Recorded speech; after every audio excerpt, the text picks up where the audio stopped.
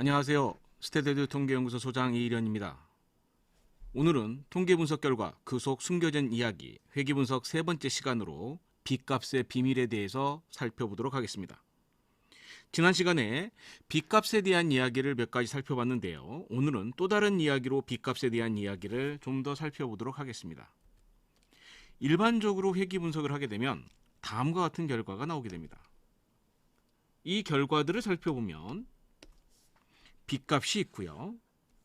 P밸류가 있습니다. 빚값이 큰 값들일 경우에는 P밸류가 작고요. 빚값이 작은 경우에는 P밸류가 크다라는 것을 알 수가 있어요. 그래서 일반적으로 우리가 생각했을 때 빚값이 클수록 P밸류가 작아진다. 빚값이 작을수록 P밸류가 커진다. 이렇게 생각을 합니다. 이 이야기가 과연 맞을 것이냐라고 하는 부분입니다. 일견 맞는 부분이 있지만 실제로는 그렇지 않습니다. 빚값이 아닌 베타값이 일 경우에는 이 값이 맞아요. 즉 이렇게 표준화 계수 베타로 이야기했을 때는 베타값이 큰 경우에는 P밸류가 작아지고요. 베타값이 작아진 경우에는 P밸류가 크게 나옵니다. 근데 실제로 보면 빚값이나 베타값이나 거의 일맥상통하게 비슷한 패턴을 가지고 있다는 것을 알 수 있어요.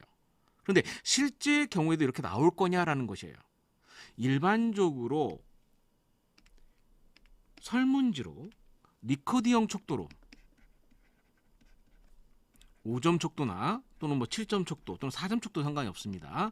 이런 척도들로 조사했을 경우에는 이 이야기가 대부분 들어맞습니다. 왜 그러냐? 지난 시간에 한번 살펴봤지만 회귀 분석을 하게 되면 독립변수, 종속변수가 있을 때 5점 척도라고 하면 0, 1, 2, 3, 4, 5점. 그 다음에 Y축도 1, 2, 3, 4, 5점이 되겠죠? 그리고 이 값들은 어느 범위 안에서 독립변수와 종속변수 모두 1에서 5 범위 안에서 움직이게 됩니다. 따라서 기울기를 살펴보면 예를 들어서 이런 형태로 기울기가 나오면 1이 나올 거고요. 만약에 이런 형태로 기울기가 나오면 1보다 좀 작은 값이 나오겠죠. 예를 들어서 0.5 정도 나올 거예요. 만약에 이렇게 나온다라고 하면 이렇게 나온다 할까요? 이렇게 하면 1보다 큰 값, 2, 3 이런 형태로 나올 거예요. 근데 일반적으로 리커드 5점 척도나 7점 척도로 조사했을 때 빚값이 1보다 큰 경우를 본 경우 좀 드물 겁니다. 아마도. 그런데 이런 경우를 생각해 볼 거예요. 뭘 생각할 거냐면 만약에 리커드 우리가 조사한 자료가 리커드 5점 척도가 아니라면 어떻게 될까요? 예를 들어서 독립변수와 종속변수가 있는데 독립변수의 값은 0에서 1 사이에 나온다 생각해 보죠. 그러면 0, 1이 되겠죠. 종속변수는 5점 척도였다고 생각해 보겠습니다. 그러면 1, 2, 3, 4, 5가 됩니다. 이때 나올 수 있는 값의 범위는 어디서부터 어디 사이에 움직이느냐? 종속변수는 리커드 5점 척도고 독립변수가 0에서 1 사이에 움직이니까 여기에서 움직일 거라고요. 데이터들이. 그리고 이것에 대해 회귀식을 그리면 예를 들어 이런 형태가 나옵니다. 그럼 기울기가 얘가 어떻게 됩니까? x가 1이 커졌을 때 y가 5 커졌죠. p값이 5가 되는 거예요. 만약에 x의 범위가 0에서 1이 아니라 0에서 0.5 사이에 나온다라고 하면 어떻게 될까요? 0에서 0.5 사이에 나오게 되면 값의 범위는 이렇게 움직이겠네요. 그리고 회귀식을 그리게 되면 예를 들어서 이런 형태가 나온다. 그러면 어떻게 됩니까? x가 0.5 커졌을 때 y가 5 커졌죠. 0.5 커졌을 때 y가 5 커졌으니까 기울기는 얼마가 나오냐? 10이 나오는 거예요. 반대로 x가 5점 척도이고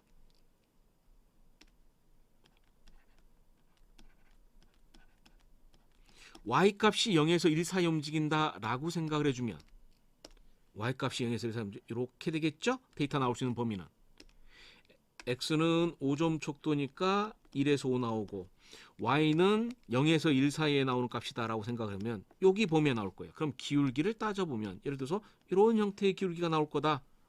그럼 어떻게 됩니까? x가 5 커질 때 아니죠. 하나, 둘, 셋, 넷. x가 4 커졌을 때 y가 얼마 커져서 1이 커졌어요. 기울기가 얼마입니까? 0.25가 됩니다. x가 10점 촉도로 한번 될까요? 이렇게 쭉 가겠죠? 그러면 이렇게 될 거예요. 그럼 기울기가 될까요? 더 준다라는 걸 알 수가 있어요. 자, 그럼 이걸 바탕으로 생각을 해보면 지금 제가 두 가지 결과를 한번 살펴봤어요. 두 가지 결과를 봤더니 첫 번째 결과를 봤더니 종속 변수가 EQ5D의 삶의 질을 측정한 변수고요. 독립 변수가 소득이라는 변수예요. 회귀 분석을 했더니 기울기 얼마 나냐? B값이 0이 나왔어요. 0 아닙니다. 소점 넷째 자리에서 반올림한 값이기 때문에 0.00001일 수 있어요. 그런데 P밸류가 어떻게 됩니까? 0.05보다 아주 작은 값이 유의하게 나오죠. 반대로 어떤 종속 변수와 독립 변수가 있는데 B값이 마이너스 0.42 마이너스 421.7295. 근데 P밸류가 어떻습니까? 644. 0.0보다 크죠. 유의하지 않죠. 우리가 상식적으로 생각해 주면 B값이 크면 P밸류는 작아지고 B값이 작아지면 P밸류는 커져야 됩니다. 따라서 B값이 작으니까 P밸류가 어떻게 해요? 커야 되는데도 불구하고 유의하게 나와요. B값이 굉장히 큰데도 불구하고 P밸류는 유의하지 않아요. 왜 이런 현상이 나타나느냐? 회귀 분석의 회귀 계수 B값이라고 하는 것은 데이터의 단위에 따라 달라집니다. 데이터 단위에 따라 달라져요. 조금 전에 살펴본 것처럼 만약에 y 범위가 x하고 y의 범위를 따졌을 때요. x의 범위가 0에서부터 100까지 나온다고 치죠. 그러면 여기가 0에서부터 여기가 100이에요. 그럼 50 정도 되겠죠? y의 범위는 0에서 1 사이에 나온다고 생각해 보죠. 그러면 0에서 1이니까 그럼 어떻게 될까요? 요 정도밖에 안 될 거라고요. 1이니까요. 그럼 기울기를 따져보면 어떻게 나올 거냐? 이런 형태가 나오겠네요. 그러면 x가 100이 커질 때 y가 얼마 커졌습니까? 1이 커졌어요. 그럼 얼마예요? 100분의 1. 0.001이 나오는 거예요. 회귀계수의 기울기, B값이라고 하는 것은 데이터의 단위에 따라 움직이는 겁니다.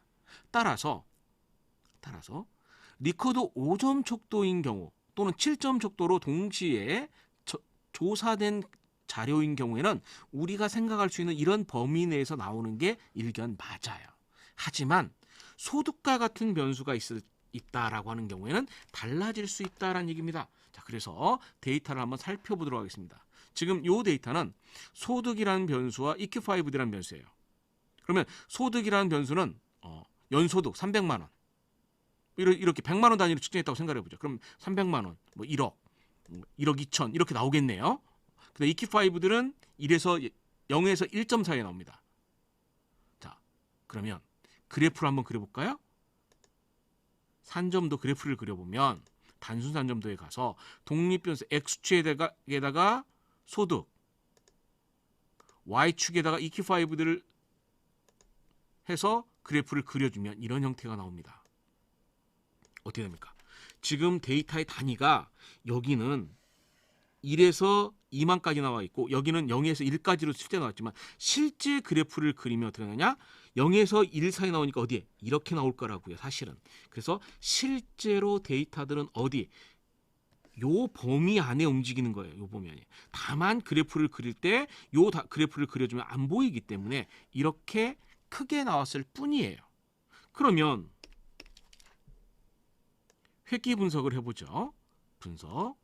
회귀 분석 선형에 가서 종속변수, 독립변수, 종속변수에다가 EQ5를 넣고 소득을 독립변수에 넣어볼게요. 확인 버튼을 누르면 어떻게 나옵니까? B값이 2.752의 2-6승이에요. 이거는 10의 마이너스 6승이라는 뜻입니다. 앞에 0이 6개 있다고 생각하시면 0.0004, 5, 6, 2, 7, 5이란 뜻이에요.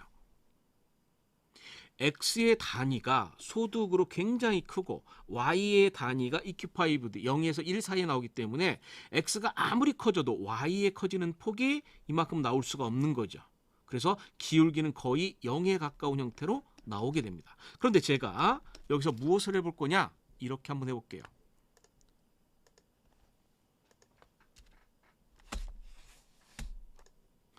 자, 소득을 나누기 한 1000 해보죠. 그리고 인컴이라는 변수를 만들어 줄게요.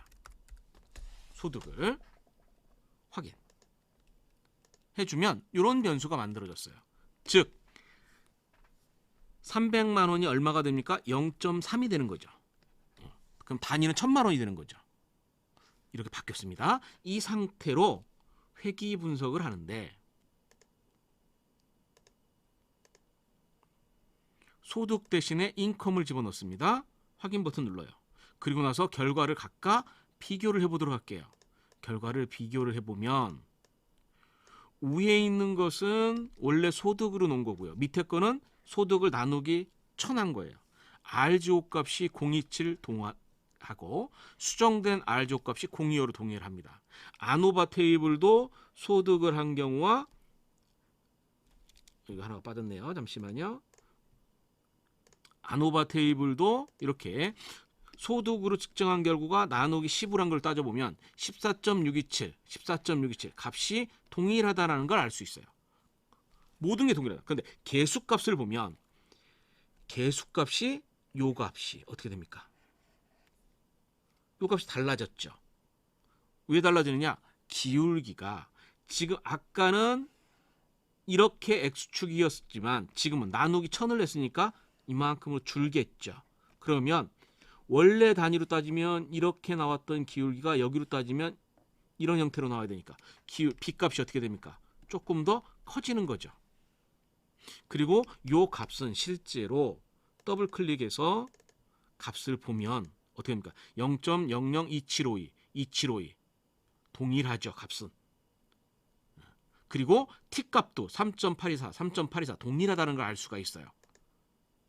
즉 B값이라고 하는 것은 뭐에 움직이는 것이다? 데이터 단위에 따라 움직인다라고 이야기할 수가 있습니다. 데이터 단위에 따라 움직인다. 자, 이번에는 EQ5D하고 BMI를 살펴보는데 이 단위도 이렇게 돼 있어요. 그래서 제가 EQ5D를 곱하기 100을 해줬어요. 그럼 Y값이 이렇게 나오겠죠. 원래 EQ5는 0에서 1 사이에 나와야 되는데 곱하기 100을 해주면 0점에서 100점 사이에 나와요. 그러면 요거를 다시 회귀 분석에서 EQ5D와 BMI로 했을 때의 결과와 EQ5 대신에 곱하기 100을 한 값하고 BMI 값을 살펴보면 어떻게 됩니까? 자, 여기서는 B값이 0에 가까워서 644가 나왔는데 곱하기 100을 해줬으니까 단위가 바뀌어요. 마이너스 0.04에 나오고 644 나옵니다. 그럼 만약에 여기서 조금 더 발전시켜서 어떻게 할 거냐? Y값을 EQ5대 지금 100을 한 값이라고 했잖아요. 100을 안 하고 좀 더 많은 값을 곱해줄게요. 이런 식으로. 그러면 데이터 단위가 굉장히 커지겠죠? 이 상태로 회귀 분석을 해주면 B값이 어떻게 됩니까?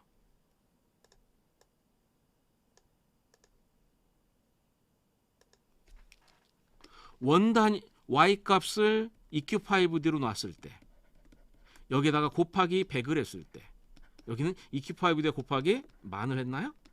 했을 때의 값을 보면 000-042 42.173 단위가 바뀌어졌기 때문에 B값도 바뀌어집니다. 그러나 T값은 어떻다? 모두 동일하다라는 것을 알 수가 있어요. 따라서 우리가 B값을 볼 때 주의할 사항은 뭐냐? B값은 데이터 단위에 따라 움직이는 값이다.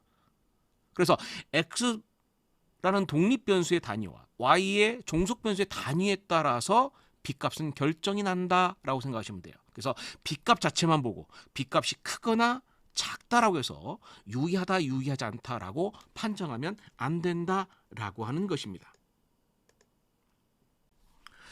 이상으로 회계분석 빚값에 대한 비밀 이야기를 마치도록 하겠습니다. 4차 시에 걸쳐서 회계분석에 대한 이야기를 나누어 봤습니다. 다음 시간에는 자유도, 디그리 오브 프리덤이라고 하는 자유도의 개념에 대해서 살펴보도록 하겠습니다.